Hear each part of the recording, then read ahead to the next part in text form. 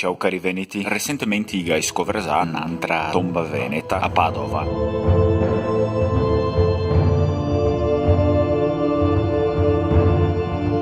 Sta la prima volta che verto e porti a passare persone vedere cosa che ha catafora. Era seppellì sotto a terra un can che si sta sacrifica come parte di una cerimonia religiosa, ovviamente un rito funerario. Mi pare che questo che vi infora di un altro tocco di pratiche venetiche. Poco tempo fa, ieri, potrei pensare che i cavalli essere sacrificati dai veneti. Adesso ne ha salta fuori anche il can. Magari questo potrebbe dire che anche il can aveva una certa importanza agli antichi veneti, una importanza che non era constatata fin adesso.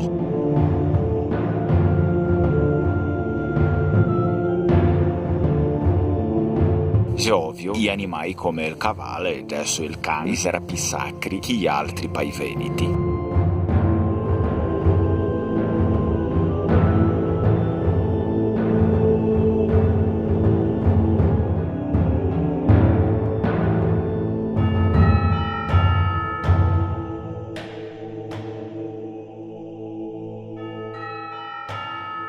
Sappiamo che i veneti che piaceva a tutti gli animali, ma come in quel tempo ogni animale aveva una simbologia. Così è differente essere seppellito insieme a un lobo e essere seppellito insieme a una gallina, no?